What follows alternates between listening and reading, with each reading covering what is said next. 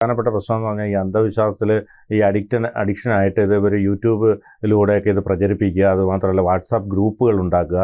അപ്പോൾ എന്നിട്ട് ഒരു വിജയകരമായ എന്നാൽ പ്രസവം നടന്ന സമയത്ത് അതിന് മുമ്പ് ഒരുപാട് പ്രസവങ്ങൾ ഇത്തരം വീട്ടിൽ നടത്തി വിജയിപ്പിച്ചു എന്ന് പറഞ്ഞിട്ട് അതിൻ്റെ വീഡിയോസും മറ്റു കാര്യങ്ങളും അങ്ങനെയൊക്കെ ഇട്ട് ആൾക്കാരെ കബളിപ്പിക്കുകയാണ് ചെയ്യുന്നത്. അങ്ങനെ ഒരു മരണം സംഭവിച്ചപ്പോഴാണ് അത് പുറം ലോകം അറിഞ്ഞത്. അതിനു മുമ്പ് ഇത്തരത്തിൽ ഇതിനെ പ്രചരിപ്പിച്ച് ഒരു അന്ധവിശ്വാസമാക്കി മാറ്റുന്നുണ്ട്.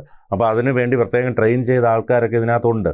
അപ്പോൾ അത് ഒരു അപകടകരമായ വസ്തുതയിലേക്കാണ് കാര്യങ്ങൾ എത്തിയിരിക്കുന്നത്. ഇപ്പോൾ ഈ കുഞ്ഞ് തന്നെ മരിച്ചില്ലായിരുന്നുവെങ്കിൽ ഒരു പക്ഷേ ഇത് മഞ്ഞപ്പിത്തം വന്ന് അത് രക്ഷപ്പെട്ടു എന്നും പറഞ്ഞ് അവർ വലിയ പോസ്റ്റും